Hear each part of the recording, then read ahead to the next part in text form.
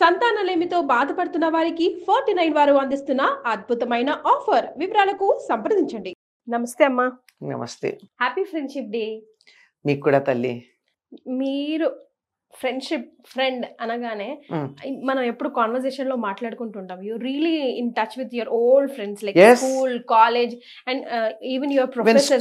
School that's what school, college, professor, universities పిల్లలు అందరూ కూడా మీకు ఇంకా ఇప్పుడు టచ్ లో ఉన్నారు. ఫ్రెండ్షిప్ డే అనగానే మీకు ఏం గుర్తొస్తుందమ్మా? ఫ్రెండ్షిప్ డే అంటే స్నేహం అంటే చిన్నప్పటి స్నేహితులు గుర్తొస్తారు, ఇప్పటి స్నేహితులు గుర్తొస్తారు. పెద్ద అయ్యాకైన స్నేహాల కన్నా చిన్నప్పటి స్నేహాలు ఇంకా అలాగే గుర్తు, ఎవర్ లాస్టింగ్ కదమ్మా, ఎవర్ లాస్టింగ్ గా ఉంటాయి. ఆ కనెక్టివిటీ అలా కుదురుతుందేమో ఆ ఫ్రెండ్స్ తో కదా. మరి మన పురాణాల్లో స్నేహితులు అంటే వీళ్ళరా అని చెప్పుకునే దగ్గర ఫ్రెండ్షిప్ ఎవరిది మీకు? ఇప్పుడు పురాణాలు ఫ్రెండ్షిప్, స్నేహం, దోస్తి అనగానే మీకు గుర్తొచ్చేది? ఎవరికైనా గుర్తొచ్చేది కృష్ణుడును కృష్ణుడును సుదాముడు. అందరికీ తెలిసిందే గనక దాని గురించి మనం పెద్దగా చెప్పుకోవాల్సిన పని కూడా లేదు. ఎందుకంటే అందులో ఒక పాయింట్ మాత్రం బాగా చెప్పాలి. కృష్ణుడి దగ్గరికి సుదాముడు వచ్చినప్పుడు, ఆయన కుచేలుడు అని కూడా అంటారు, వచ్చినప్పుడు ఏమీ ఇవ్వలేదండి, అన్ని తనే సేవ చేశాడు. అతనికి సేవలు చేశాడు. పైగా రుక్మిణీదేవి కూడా వచ్చి ఆయనకి కాళ్ళ మీద ఈయన కాళ్ళు కడుగుతూ ఉంటే నీళ్లు పోయడం ఇవన్నీ చేసింది. ఈయనిచ్చిన అటుకులు తిన్నాడు. మూడోది తింటూ ఉంటే రుక్మిణి ఆపింది. సిగ్గుపడిపోయాడు కుచేలుడు.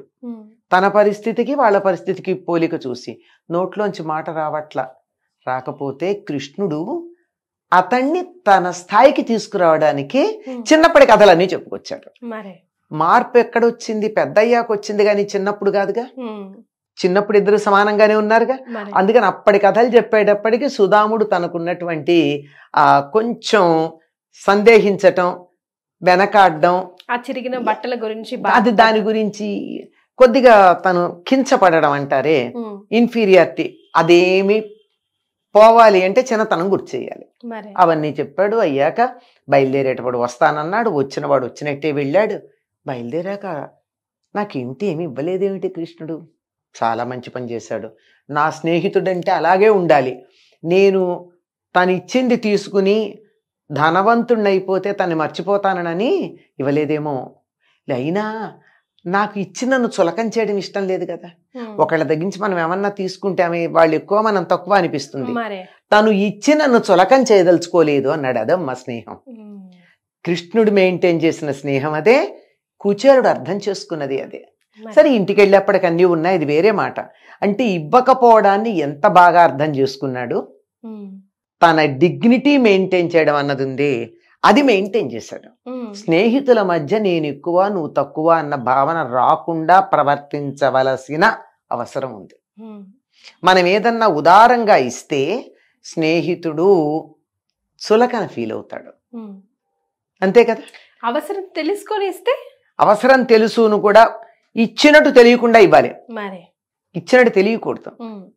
Don't give from your pocket to your friend so that he will feel insulted అని చెప్తాడు రవీంద్రనాథ్ ఠాగూర్. ఈ ఫ్రెండ్లో లేని సుగుణాలు అంటాడు అనుకో. అక్కడ సుగుణాలైనా ఏవైనా సరే లేని వాటిని గురించి నువ్వు మాట్లాడితే అవి అతను ఫీల్ అవుతాడు. ఇప్పుడు మన ఫ్రెండ్ ఉన్నాడు, సామాన్యంగా ఉంటాడు, సామాన్యంగా ఎంత అందగాడో అని పొగిడితే ఏమైంది? నిజంగానే నీ దృష్టి అవ్వచ్చు, లేదా అతడు ఇన్ఫీరియర్ గా ఫీల్ అవ్వకూడదని చెప్పి నువ్వు అతను అందంగా ఉన్నాడని చెప్పచ్చు. చెప్పినందువల్ల ఏమైంది? అతన్ని గురించి అందరూ చులకనగా భావిస్తారు. కనుక లేని గొప్పతనాన్ని ఆపాదించటం గాని, అతడికి లేదనే భావన తెలిసేటట్టుగా మన దగ్గర ఉన్నదాన్ని అధికంగా ఇవ్వడం గాని, ఈ రెండింటిలో ఏది చేసినా నీ స్నేహితుడిని అవమానించినట్టు. అలా లేకుండా ఉండాలనే కృష్ణుడు కుచేలుడు యొక్క స్నేహం మనకి అక్కడ కనపడుతుంది. ఇంకా చూసినట్టయితే ఎంతమంది మంచి మంచి స్నేహితులు ఉన్నారమ్మా. ఎట్లా ఉండకూడదో కూడా చెప్పిన స్నేహితులు ఉన్నారు. అది కూడా ఒకసారి గుర్తు చేసుకుందాం, అవసరం కదా. మరి దుర్యోధనుడు, కర్ణుడు ఇద్దరు ఎలా ఉండో స్నేహమే. మరి కర్ణుడు గురించి చాలా చెప్పుకుంటాం మనం. అబ్బో అద్భుతమైన స్నేహితుడు, ఇంత అంతా అని చెప్తాం. ఎంత స్నేహితుడమ్మా. స్నేహితుడు ఏం చేస్తే దాన్ని చెడ్డ పని చేస్తే కూడా ఓహో ఆహా అంటే నువ్వు స్నేహితుడివా? అస్సలు కాదు. స్నేహితుడు అంటే ఎలా ఉండాలి? మన హితము కోరినవాడు స్నేహితుడు. హితము అంటే మేలు. మేలు అన్నిసార్లు మనకు రుచిగా ఉండదు. కానీ మనం చెప్తే విని తీసుకొని యాక్సెప్ట్ చేసి వీడు నాకంటే ఎక్కువ మాట్లాడుతున్నాడు అలా ఉంది సిచ్యువేషన్. అలాంటప్పుడు స్నేహమే, అది స్నేహమే కాదు. అది తెలుసుకోవాలి. స్నేహితుడు అన్నవాడు మేలైనటువంటి మాట చెప్పాలి. Friend in need is a friend in deed. అంతే, అవసరానికి తగినట్టుగా చెయ్యాలి. అంతేగాని నన్ను ఏదో తక్కువ చేస్తాడు, రేపు పొద్దున్న నాతో మాట్లాడడం మానేస్తాడు, వాళ్ళ ఇంటికి వెడితే కాఫీ ఇవ్వడం మానేస్తాడు, ఇలా అనుకున్నట్టయితే అది స్నేహం కాదు. ఏది మంచో ఏది చెడో స్పష్టంగా చెప్పగలిగినప్పుడు మాత్రమే అది స్నేహం. ఇప్పుడు కర్ణుడు ఆ పని చేయలేదు. కర్ణుడే గనక దుర్యోధనుడికి నిజమైన మిత్రుడు అయ్యి ఉంటే ఘోషయాత్రకి బయలుదేరేటప్పుడు దుర్యోధనుడిని వారించి ఉండేవాడు, ప్రోత్సహించాడు కదా. నీ గొప్ప చూపించుకో, నువ్వు అంత గొప్పవాడివి, ఇంత గొప్పవాడివి, వాళ్ళు ఎంత హీనదశలో ఉన్నారో వాళ్ళకి తెలియాలి, నువ్వు ఎంత ఘనంగా ఉన్నావో తెలియాలి, వాళ్ళు ఎంత పనికి రాకుండా ఉన్నారో వాళ్ళకి తెలిసి ఇన్ఫీరియారిటీ కాంప్లెక్స్ ఫీల్ అవ్వాలి, బయలుదేరు అని చెప్పి ప్రోత్సహించి వెనకాల తను వచ్చాడు. కానీ అక్కడికి వెళ్ళాక ఏం చేశాడో తెలుసా? గంధర్వులు వీళ్లతో యుద్ధం చేయడానికి రాగానే పారిపోయాడు కర్ణుడు. భారతం చదివితే తెలుస్తుంది. కర్ణుడు చాలా గొప్ప స్నేహితుడు, అందరూ ఘనంగా చెప్పుకుంటారు. పారిపోయాడు. ఎందుకంటే వాళ్ళతో యుద్ధం చేయలేక పారిపోయాడు. తర్వాత సైనికులందరూ పారిపోయారు. దుర్యోధనుణ్ణి, తమ్ముళ్ళని, వాళ్ళ భార్యలని అందరినీ ఆ గంధర్వుడు చెరబట్టాడు. ఈ పారిపోయినటువంటి దుర్యోధనుడి సైనికులు ఎవరైతే ఉన్నారో వాళ్ళు ధర్మరాజు దగ్గరికి వెళ్ళి, మీ తమ్ముడు గారు వాళ్ళు ఇలా అయ్యారు రండంటే, అప్పుడు ధర్మరాజు వీళ్ళని పంపించాడు. పంపించిన తర్వాత అర్జునుడు వెళ్ళాడు. అర్జునుడు చిత్రసేనుడు స్నేహితులు. సరే, మొత్తానికి విడిపించారు. విడిపించిన తర్వాత దుర్యోధనుడు ఇంతకన్నా అవమానం ఉందా, నేను ప్రాయోపవేశం చేస్తాను, చనిపోతానన్నాడు. అప్పుడు కర్ణుడు చెప్తాడు, తను పారిపోయాడు, సిగ్గులేదు, మిత్రుడైతే పారిపోతాడా? ఏం లేదు, వాళ్ళు నీ సేవకులు గనక, నువ్వు రాజువి, నీ కింద పనిచేసేవాళ్ళు గనక రాజును రక్షించడం వాళ్ళ బాధ్యత గనక రక్షించారే తప్ప ఏం ఘనతేం లేదు. నీ సైన్యం గెలిస్తే నువ్వు గెలిచినట్టే కదా, అంచేత నువ్వు గంధర్వుల మీద నువ్వు గెలిచినట్టే పోవన్నాడు. ఇదా ఒక మిత్రుడు చెప్పాల్సింది? పారిపోయేటటువంటి చేతకాని అసమర్థుడయ్యుండి తన మిత్రుడికి ఇదా చెప్తాడు. సరే, తర్వాత ఏదో చెప్తాడు, నీ తమ్ముళ్ళు నీతో పాటు చనిపోతారు, నేను చనిపోతాను, ఇవన్నీ కాదు అని చెప్తూ ఇవన్నీ చెప్పాడు.